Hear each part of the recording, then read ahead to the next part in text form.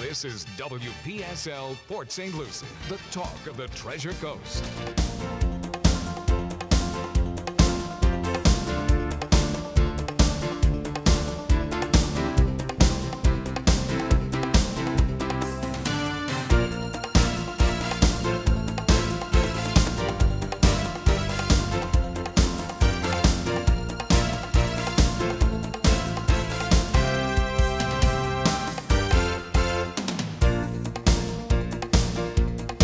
It is 10:06, 7:06 in Las Vegas.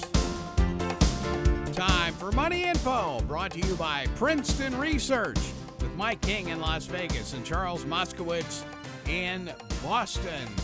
And all brought to you by Princeton Research. Take a look at that paper that comes out on the web every Sunday. It is a wealth of information on the market.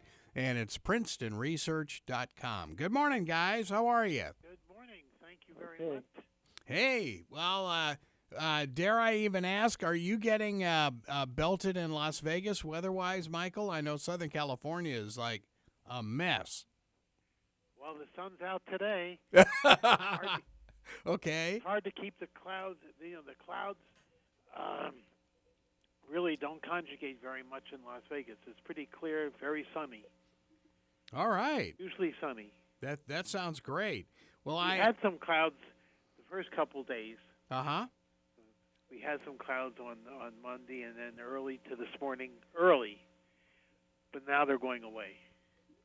So there is a great picture of the chairman of the board of General Motors, who has got this broad grin from ear to ear, standing next to Donald Trump as he's promising to cut taxes and regulations because there's too much environmentalism in the auto industry. So it's like, okay, it's very interesting. There's too much environmentalism everywhere. Well, all of a sudden, I'm sitting here looking at CNBC, and Dow Jones just went down. But it's the only one. S&P are up. NASDAQ is up. Whoop, back up again. We're up 28 cents, I guess, on the Dow Jones. Well, the earnings are coming out now, and they're decent. The earnings are supportive of the higher prices. Well, some of them are. Lockheed missed, and it's down $7. Well, yeah, because Qualcomm was down big yesterday. Verizon's earnings were a disappointment. Yep. This is kind of funny because Verizon was complaining about whether or not they should be able to renegotiate their deal with Yahoo because Yahoo was doing so poorly and they had that security breach. So Yahoo's earnings came out last night and they beat by 4 cents at 25 cents versus 21 expected, and their stock was up $1.50 in the aftermarket trading. And Verizon comes out today and misses, and their stock is down $1.50. Well, now, Charles, they've been reeling a little bit since their announcement that they were considering buying Comcast. I'm sure the stockholders are, what the hell do you want with that? That's an impossible deal to do. I mean, That's an impossible deal to do. They couldn't possibly get that through. I don't care who the president is or who the head of the FCC is. There's no way they can turn around and buy Comcast. By the way, I'm glad you mentioned the FCC. A young guy, he is just extremely bright, is the brand new head of the FCC. We saw him at the radio convention, Ajit Pai. Boy, take a look at that name because he is a and genius. He's not new to the FCC. Oh, no. He's been there. Yep. Right. Yeah, but obviously was never in a management. He was never the head. Yeah, and they're talking about a lot of deregulation in our industry, which will especially help small broadcasters like us. So, yeah. There was a guy from a steel company yesterday on CNBC, and he was explaining what just one of the regulations, and it's a small steel company. It's, it may even be private. But they had him on talking about regulation, and he finances his receivables. And there's a regulation that his bank has to follow. It costs him $8,000. Listen to what this is. He finances receivables, yet they demand that he does an inventory every quarter of what he has on the ground and in his plant in order to fund his receivables. And he says he thinks they don't even bother to read it. They just toss it in the can.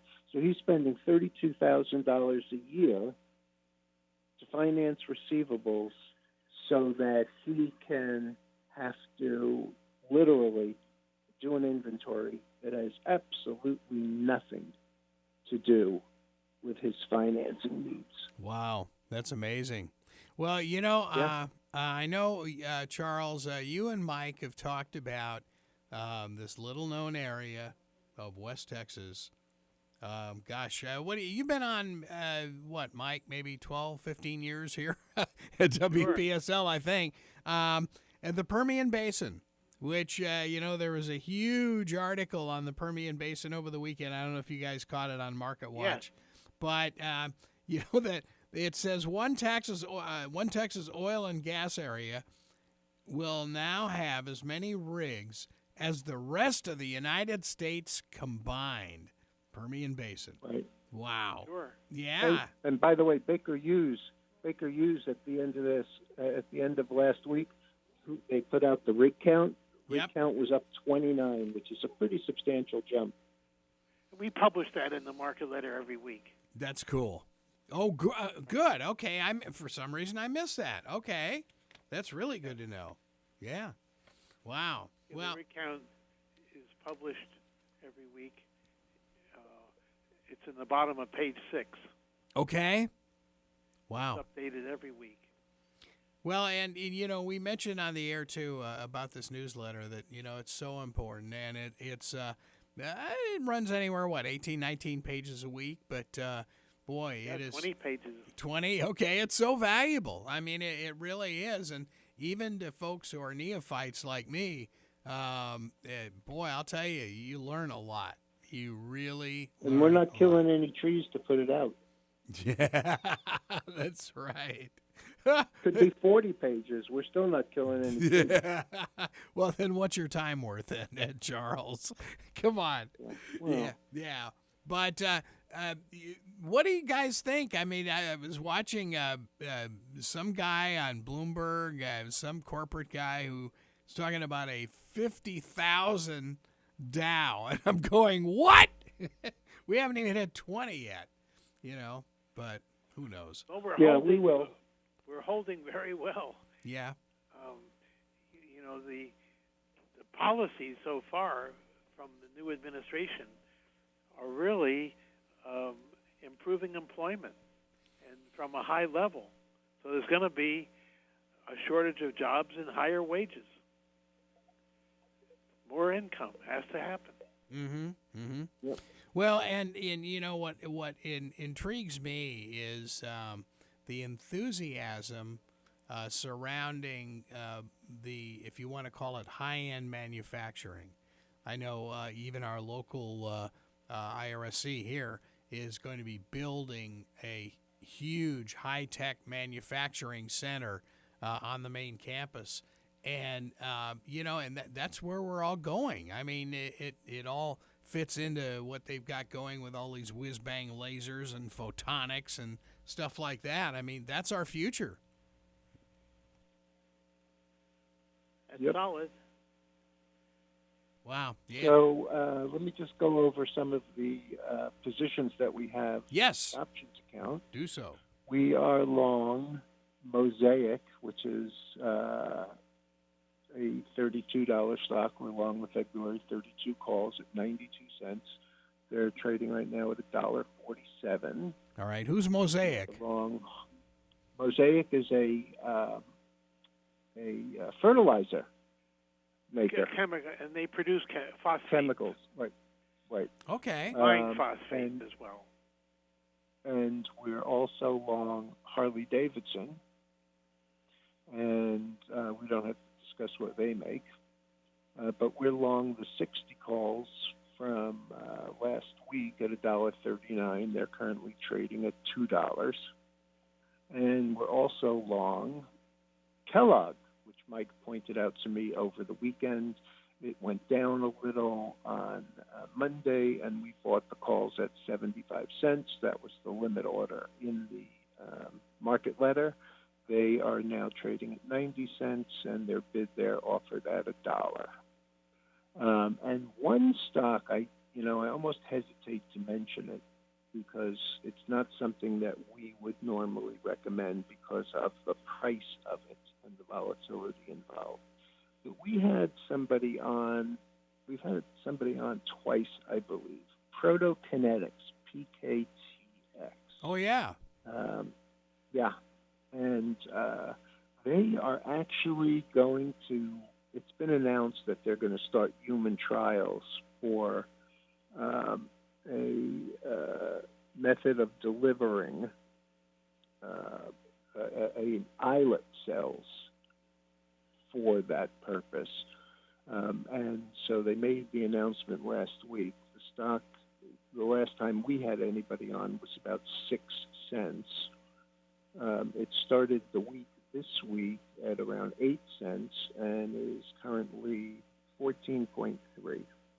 And instead of trading the 60 or 80,000 shares that it had been trading, it's traded 215,000 so far today. It traded almost 2 million yesterday.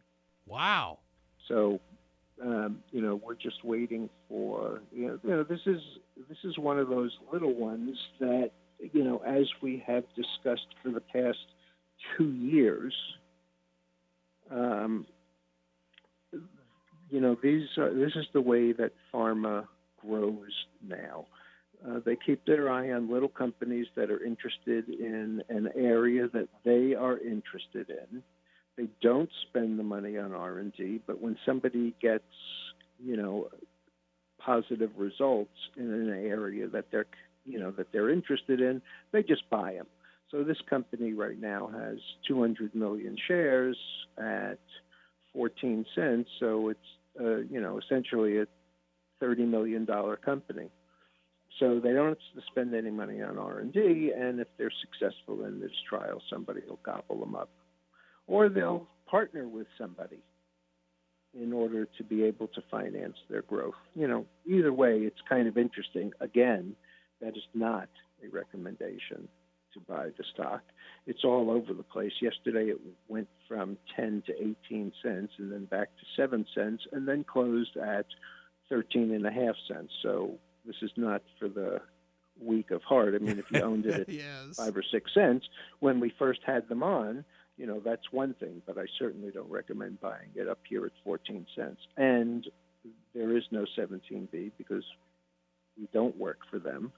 So, it's just an update on something that we talked about, a year ago and a year before that and a year before that. Yeah, it's very interesting that, that you think that, and I know, Charles, you and Mike have talked about this for years about how long it takes for some of these companies to really get going through all the FDA approval and all the other stuff that, we get back to regulations again, all the other regulatory stuff that they have to go through. Yeah. That's amazing. It's all part of the same roadmap that, everybody seems to suffer with. Regulation is not necessarily a bad thing. It's over-regulation that is, the bad thing. Right. Yeah, and you just it's funny because obviously the media has jumped on the new administration, But, we all have to realize in reality, this is just day 2. So, we have to be patient a little there's bit. plenty more to come. Yeah, no, I'm believe me, I'm well aware of that. But, you look at this and you think, okay, and of course, John McCain has been the biggest voice against what Trump did on the Trans-Pacific. How do you feel about that, Mike? I mean, that's your area of the world. I mean, do you think we're basically handing over the rest of the world to China because we're going to turn our backs on that deal? Or, like Trump says, why should we be compared with Togo by signing this deal because we are the USA? I think the pendulum has swung too far, and it's reasonable to relax the momentum a little bit and help Americans increase their wages. That's going to really help, and it's going to help taxes, help balance the budget. The problems that we have this terrible imbalance of payments every month that can't go on forever. Every month we have lost billions of dollars in trade. That's been a problem. Eventually, it's going to really hurt. So, but you can't just keep borrowing money. Right, but do you feel, as John McCain does, that we needed to be in that TPP, or do you think, like Trump does, that hey, we can do this ourselves, and we'll balance a trade deficit? I think he should have stayed in it and gotten it modified before he just pulled out. Okay, that's very interesting. Okay. And frankly, there's no reason why he can't go back in and renegotiate. Well, I mean, it's a two-way street. Well, see, there you It's a go. two-way street, and believe me, they want to trade with us as much as it would it advantages them just to trade with us. Well, and I thought it was. I mean, it's like asking. I mean, the bottom line on it is, do they want American dollars flowing into their economy? And the answer is clearly yes. For foreign currency reasons and for economic reasons. They want foreign currency, the same way that China does, the same way that the Soviet Union wants hard currency. Without it, they have a problem. There are too many things in the world that are valued and priced in U.S. dollars. And if you don't have them, you have a problem. It's obviously on a much grander scale. But when was the last time you were outside the country, Greg? That you had to go to the concierge or the cashier in a hotel and get raped on currency conversion. Oh, sure. Yeah. The international banks are no better than the cashier, in the hotel in Spain. It's not as extreme, but it does take place. And that's why all of these foreign countries need our currency. And, that's the other side. It's not strictly trade that's at issue here. It is trade, but there are other dimensions to it. And to be so simplistic about it, both, frankly, Trump not explaining himself and the media and John McCain jumping all over him about trade. And, I don't agree or disagree, and I'm really trying to be non-political. But as an economic issue, there's more of a discussion that's not being had. I guarantee you we end up in something like TPP, except a little more advantageously. They can't afford not to. Well, and frankly, I think China scares a lot of Asia and sure. the Soviet Union. And so, They're not running over there and disadvantaging themselves. You don't hear much about the Soviet Union and China being trade partners. That's true. That's very except true. on oil. Right. Well, I thought it was very interesting where the president of Alibaba visited Trump and, proclaimed that there was going to be a lot of Chinese companies moving to the United States. And I'm thinking, there was an announcement yesterday Wow. that Foxconn, which is the company that assembles all of Apple's phones, is thinking about doing a $7 billion investment here in the U.S. Really? Wow. Yes. Wow. That's why you huge. pay me the big bucks, Greg, just to keep you informed on stuff like that. That is huge. Foxconn coming to the U.S. Boy, that's great news. I mean, that really is. Now, what do they do for workers? Or are they just, it's all going to be robotic? Probably. Yeah, but there again, you're going to have... But, they'll have to pay taxes here. Yeah, that's right. That's right. And you're going to need engineers. You're going to need people to build it. Who can maintain the robots, too. Factories. Yep. Right. Wow. Maybe it's not the same as GM spending $7 billion or some other manufacturing company spending $7 billion. Maybe it doesn't multiply out the same way as home building, where you have all of the contractors and, $10 million produces, X number of jobs, which produces X amount of, maybe it's not the same formula, but it helps. It certainly helps more than not having it. Sure. Oh, yeah. There's no By doubt the about way, it. Alibaba beat and is up another 3.25 today. And It's gone above Alphabet, Alphabet, formerly known as Google, made a new all-time high yesterday of up over $16 and has continued on. Right now, it's up $1.41 at $8.54. It's already, $8.45, and it's also already been to $8.49, which is yet another new high. I mean, the big names are really, doing it. This is the first day I've seen Amazon down in a while. Netflix is, up a little after, a little bit of a reversal, after their earnings, which were blowout that nobody expected. I mean, they increased their subscribers by a third, and 70% of them were outside the United States.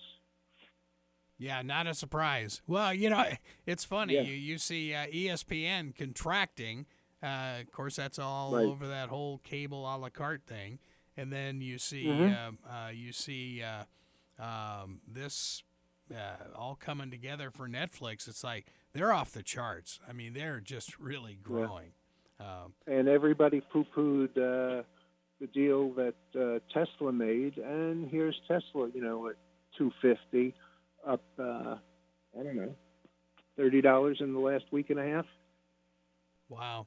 Mike, is Tesla still building that battery plant by you guys, or so maybe it's by Reno? They're big in Reno. Reno is their Reno, main yeah. area. Okay. Yeah. I'm not sure that plant isn't done. Oh, really? Oh, okay. Yeah. I didn't know that. Okay. Yeah, they're hiring already. Oh, okay. So it is done. Wow. That's interesting.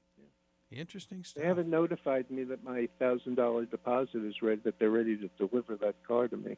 Yeah, right. Yes, the convertible in Boston. Oh. No. The new model one, the one that they got $1,000 deposits on. The Model S, not the Model S. The new one, the one that's supposed to sell for $36,000. Wow. Well, from last year. Sure. It's funny you talk about the company that is making phones, iPhones. Did you see on Bloomberg over the weekend how Samsung is trying to rebuild itself on the Note that the new note is Yes. safe. Welcome, Andy. And did you see Sealfon. what the problem was? Um, What the problem was that they've now disclosed? no. The size of the battery. Size of the battery. Wow. Well, we don't have to worry about that with Andy Sealfon because Right. he doesn't have to worry about size of batteries in his equipment. Hey, size matters. Happy New Year, Andy. Happy New Year, gentlemen. And where are you in the world today? I know you gallivant I'm all up over in the place. Chester, New York, at our main office, where we have about an inch of sleet, snow, and other junk on the ground here. Wonderful day of weather in the Northeast. Would you please move your corporate offices down here to Florida? Forget about all that junk. You're right. I'm packing my bags. Yeah, and you'll be on the next JetBlue flight down to Palm Beach, right? So what's going on with you guys? What's been happening here in the last quarter since we talked to you? Well, we're just looking at the election results and trying to figure out what's the impact on health care to this new administration. I figured I'd ask you gentlemen, being in the financial community, where you think this is going to go. Well, But we're thinking. They denied the Aetna Humana deal yesterday. So Right. that's not happening. Ooh, okay, that's interesting. Well, and I thought it was interesting. Our CBS News top of the hour, just before we got in here, mentioned that somebody in the new Trump administration said that if a state wanted to continue with its current Obamacare, it could opt out of whatever this new Republican thing's going to be, which I thought was really intriguing. I don't know how many states are even in the full-fledged Obamacare, but I thought that was interesting move. I don't know what it's going to do, but yeah, intriguing. What do you think, Charles? Well, the real question is what's going to happen with the reimbursement? What's Yes. going to happen with the requirements in the Affordable Care Act that required efficacy standards? These are really good ideas. What is being paid for? Does it work? Is it really helping patients? Is it really curing? What works? What doesn't work? And that's the model that, in theory, would produce better outcomes at lower cost, which is what we do. And so, obviously, if there's a return to do whatever you want, money is no object kind of reimbursement, that's going to change the model. Or if there's just no reimbursement, that's going to change the model. Right now we have 20 million people who didn't have coverage before that are covered now. And so that is a pool of patients that obviously are providing demand for products like ours. And so this is a big question for us now. How is this administration going to handle that? Where is health care reform going to go? Where is the reimbursement? How is that going to look?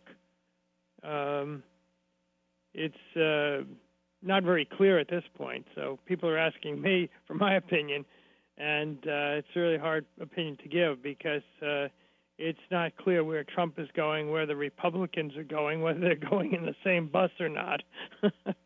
So I don't think anybody goes in the same bus with Trump. I'll be honest with you. Well, what was very interesting, though, is something that he had mentioned in a campaign stop somewhere here in Florida, that he would look to abolish the tax on medical devices. Now, did you get caught up in that whole mess? sure, 2.3%. Ooh. And that okay. was really blatantly unfair because it wasn't a tax on earnings. You could be losing money and you were paying a tax. So it was just adding to your red ink. If you were in a loss situation, you still had to pay the 2.3% device tax. Well, Andy, I know for the regulars listening, of course, they know you quite well, but the stock symbol for your company? REPR. REPR, okay. And yes, and you've been going to Europe a lot. How are things going there? Europe is doing very well. We are expanding into several countries in Europe. We're bringing a group over from Europe next month to visit us here for training and to better understand what we do and how we do it.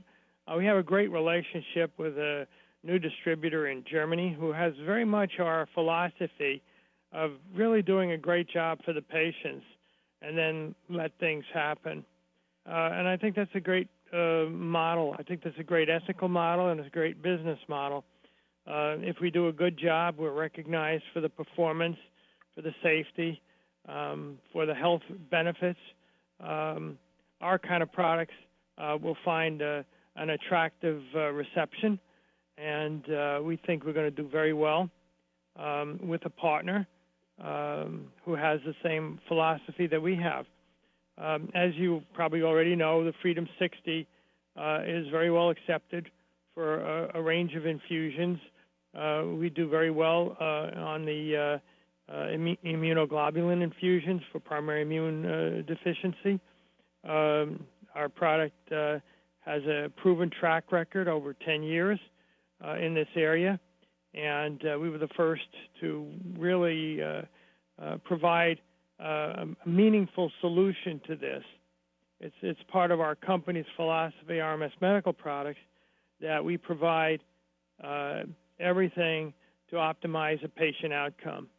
So we provide a device that is rather unique in its design, being a actual constant pressure system, which allows it to respond to what's going on inside the patient. This is an important factor because you can easily overinfuse patients and cause all kinds of complications. We provide the training, the education, and we do a lot of research on continuing to optimize infusion. In the past, most companies build a device and they just sell it and they give it to the medical teams and you guys figure out how it works. We partner with the thought leaders in medicine to try to help figure out what is the best way to do this.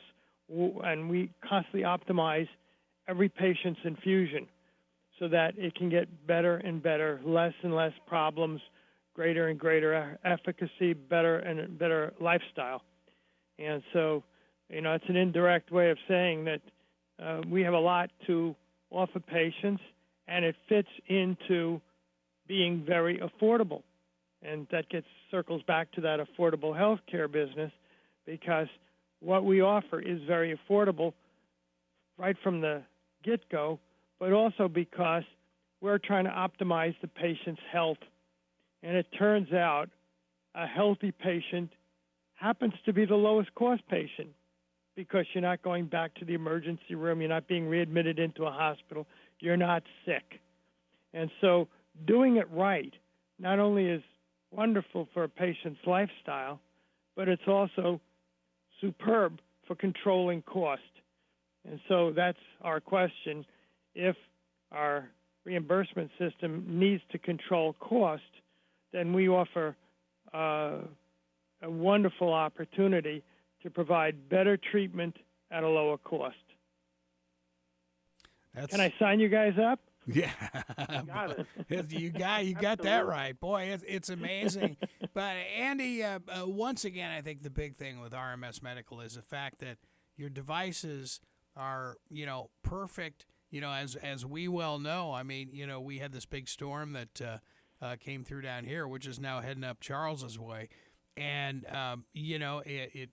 we were fine in St. Lucie County, but to the south of us, we had two high schools that were wiped out in Palm Beach Gardens by tornadoes. And, you never know.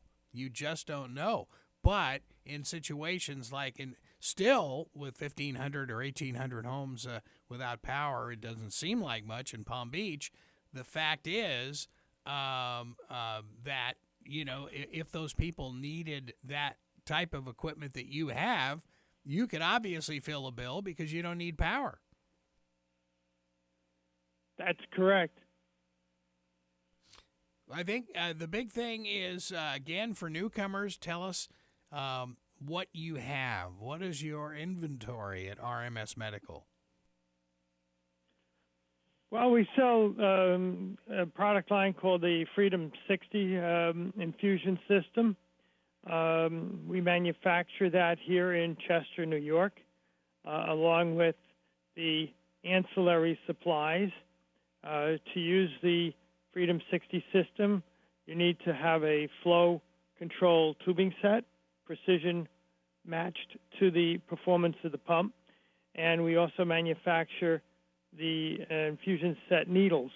Our needle sets are unique in that they have very low resistance, very low apposition to flow, and it's an important performance advantage when you're using a constant pressure pump to have infusion needles that are well matched to the pump to optimize this ability to see what's to react to what's going inside the patient. That's a process we call dynamic equilibrium.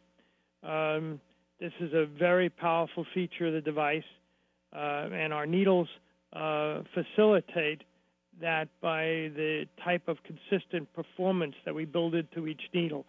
The other thing that people usually take for granted about needles is that our needles are very sharp, and you would think, yeah, all needles ought to be sharp, but they're not. Curiously, through handling or manufacturing, needles get damaged. So we go to great efforts to make sure that every needle is perfect, so that when one of our patients has to put a needle in their bodies, they have very, very, very high confidence that this will be a pain-free insertion, and it's just going to slide right in because we have very high-quality standards. We also have a design of the needle that is different than everybody else uses, which also minimizes damage to the patient and allows for better infusion quality. And so we have this entire system that all is integrated, that works together. The flow rates are controlled by everything that's in the infusion path, and we carefully manufacture and build product that functions reliably and repeatedly from infusion to infusion. These are all huge benefits to the patient. Our other product is the Rescue Vac, which is a handheld suction system that's used for any patient who's unconscious. Could be a heart attack, a drug overdose, a stroke, a lot of reasons why people are unconscious. And the first line of life-saving is to clear the airway and to get the person breathing. Airway, breathing, cardiac, the ABCs of life-saving. And so our Rescue Vac is a very helpful instrument. Again, it's no batteries, so when you have your tornadoes and you have your power out, our systems are going to work just fine, and they're going to do the job that is needed. And any patient who is unconscious for any reason can receive the life-saving treatment they need anytime, anywhere, day or night, power or not. Can you explain what's unique about your needle? Well, there are many factors on our needle sets that are unique. There is the design of the needle itself, which is a thin wall needle to allow tremendous throughput in flow rate. The needles are precisely machined. The needle tips are made in a different configuration. Most needles that you buy and that are delivered to patients for this application, and for most applications, have a tip which is called a lancet design. And you know what a lance is. A lance is something that you use to make holes in people. And when you're drawing blood, you need a lancet because you're going to make a hole and withdraw blood. But you really don't want to do that in our type of infusion because we're not trying to draw anything out. We're trying to slip something in, and we don't want to do any damage. We don't want to make a hole. We want to make a little slit, slip the needle in, and then when we pull the needle out, there's a little flap there, and there's almost no tissue damage. And so all these little details are involved in the design of a needle. And then as we back up, we make sure that there is we sell the needles in multiple needle configurations. For this application, a patient could use maybe 4 needles at one time. And it's important that each needle get the same amount of drug, that you don't have different volumes going to different needles.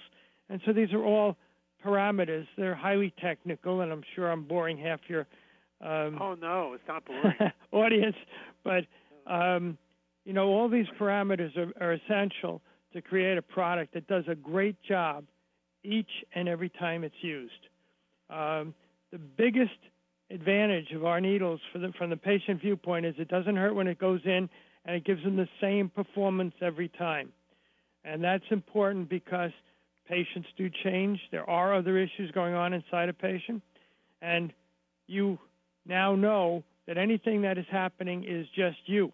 You know that the pump, the needles, the flow rates are not changing. And so if you are getting something changing, the only change can occur from the patient, which is a fantastic benefit for diagnosing what is going on. If you have a change and you don't know, is it the needle, is it the pump, is it the tubing, is it the patient, how do you figure it out? And the answer is usually can't. So you need to have what we call a baseline, a consistent, solid point of reference, so that if something changes, you can identify what it is and you can address those needs. And our system provides that opportunity to adjust infusion parameters based on only what's happening in the patient. Well, that's great stuff, Andy. And tell us, where are you? I know you had mentioned that you were negotiating, I guess, with I don't know whether it was FEMA or somebody in the emergency area. And again, your equipment, because it doesn't need batteries, it doesn't need electricity, would be perfect in those emergency situations. Absolutely. We've been talking to a couple of government agencies. Things have slowed down until the new administration takes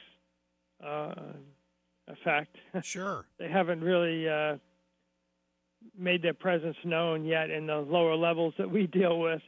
But yes, there is a definite need and benefit to our equipment for emergency preparedness, hazards, disasters, disaster planning, and so we are talking to all those groups. Wow, that's great news. Mike, any other questions for Andy? It's fantastic. It's how do the European sales compare to American sales? Well, right now they are about 20-some-odd% of our domestic sales. Represents 20% of our overall revenue. We are increasing on both sides of the Atlantic. But we do think Europe is going to grow faster. There is some very big opportunity. The issue, again, is going to be where the reimbursement goes. And, the Brexit issues, the Trump election here, Marie Pen in France, elections in other countries. If it becomes destabilized in Europe, then we would be going slower, I think.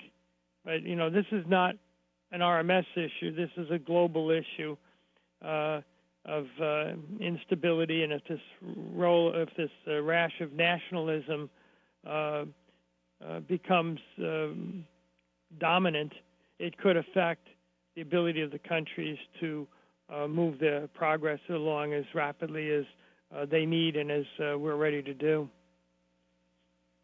But it's been quite rapid the last few years, hasn't it? There's some tremendous growth going on in these markets for sure. Yes. And we're talking to the UK, and they see growth. Obviously, we expect a lot out of Germany. We're looking at new countries. Some of the former Soviet countries are becoming very interested in these technologies. So we're looking to expand in as many markets as we can get into. But obviously, it's going to depend on where the reimbursement goes. France is a typical case. Their reimbursement program is struggling to deal with the needs of the population. We see even countries like Canada straining under the healthcare burden and the funding that they have. So, we're only able to do what is available in terms of reimbursement.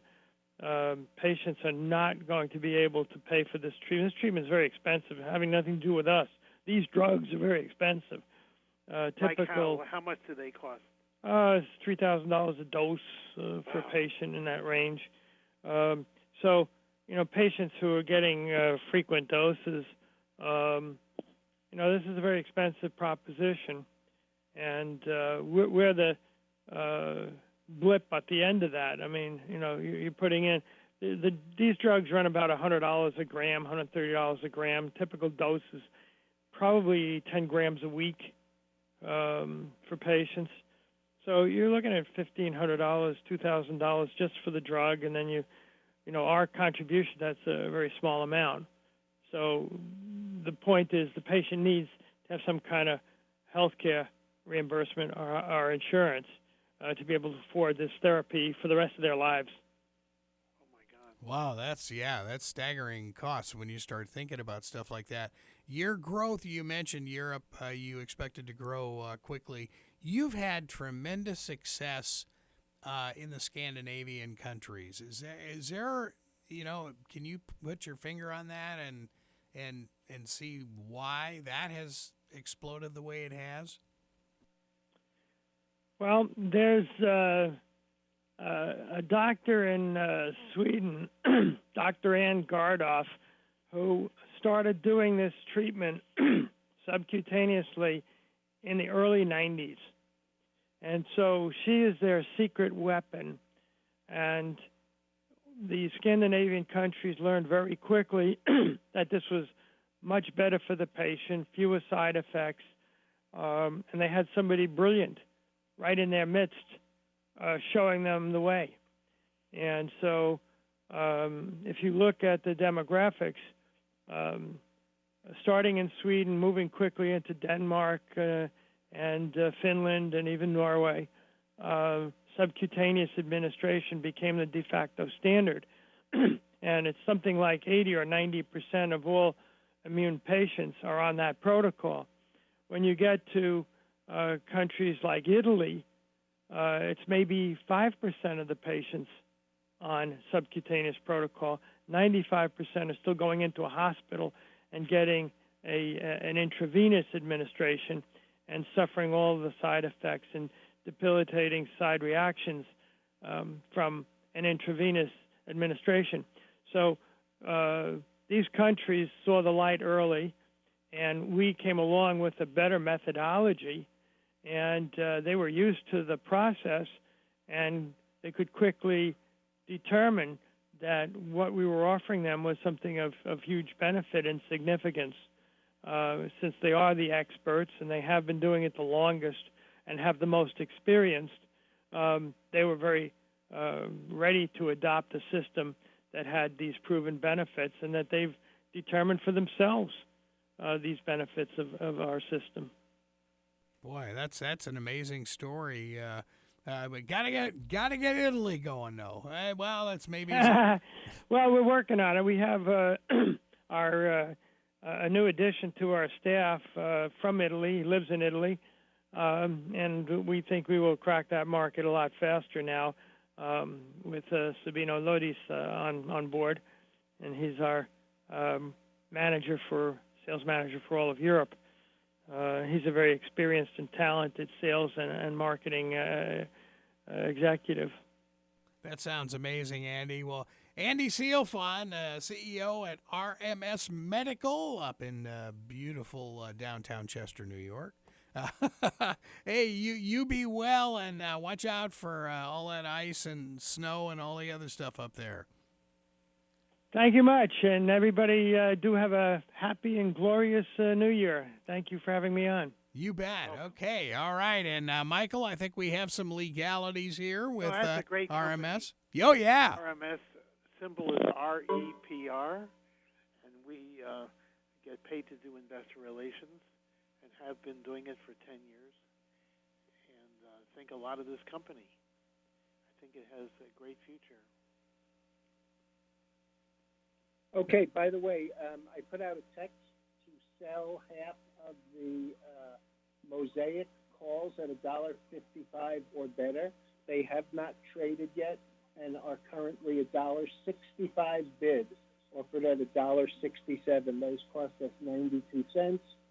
I'm also trying to buy a couple of Lockheed Martin February 255 calls. The stock is down almost $8 at $249.75.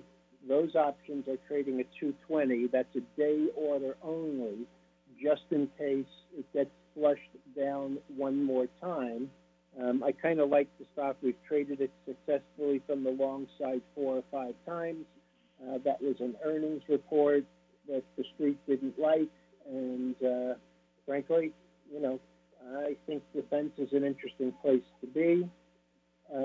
The Harley-Davidson stock is still hanging around pretty close to the high of the day.